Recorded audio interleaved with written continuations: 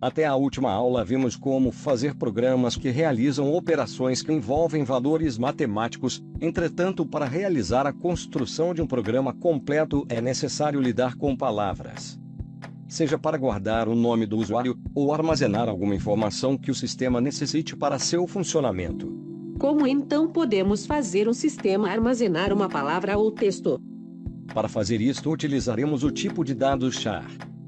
Mas uma variável do tipo char só consegue armazenar apenas uma letra. Sim, por isso não criaremos uma variável char, no lugar disso nos utilizaremos o vetor do tipo char. Assim conseguiremos armazenar várias letras dentro de um espaço de memória, formando assim palavras e textos. Normalmente chamamos o vetor do tipo char de string. Vale a pena dizer também que para lidarmos com strings precisamos usar a biblioteca string. Além das funções desta biblioteca que usaremos nessa aula, existem outras funções que lidam com strings nesta biblioteca que podem ser úteis de acordo com sua necessidade. Uma dica que fica para você que está assistindo essa aula é pesquisar todas as funções dentro desta biblioteca. Para começarmos a lidar com strings, primeiro importamos a biblioteca string, em seguida criamos um vetor char. Nesse ponto é importante prestar atenção no tamanho do vetor que você criar, pois cada letra digitada ocupa uma posição do nosso vetor.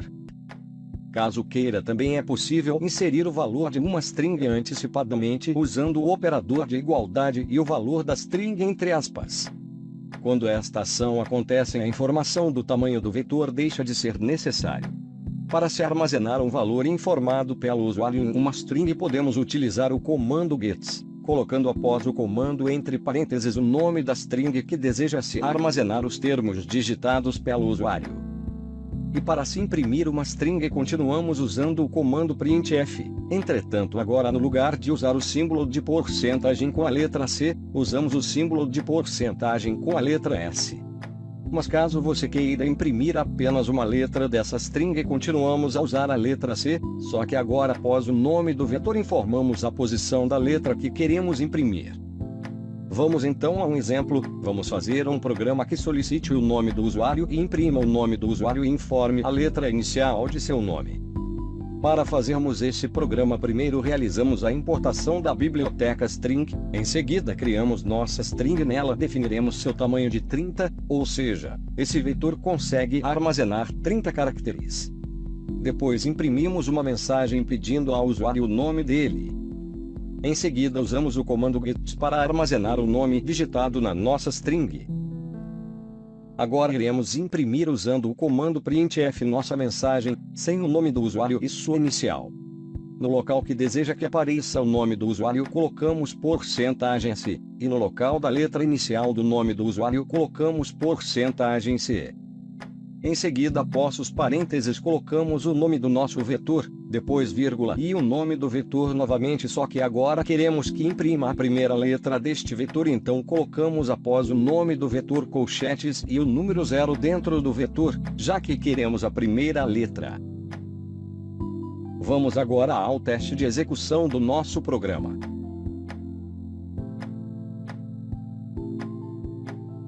Por fim, faremos o último exemplo antes do fim da nossa aula. Neste exemplo, pediremos uma palavra ao usuário e devemos imprimir o número de letras desta palavra.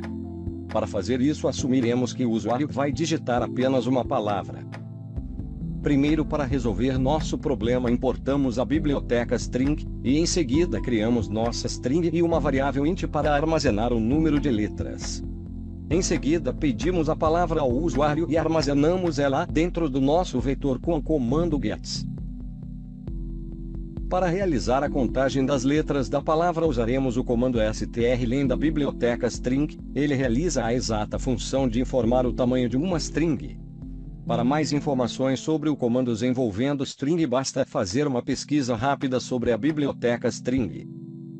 O comando strlen funciona da seguinte forma: basta colocarmos o nome desse comando e entre parênteses o nome da string, e armazenar este valor em uma variável. Por fim, só precisamos imprimir o valor. Observe a execução deste teste.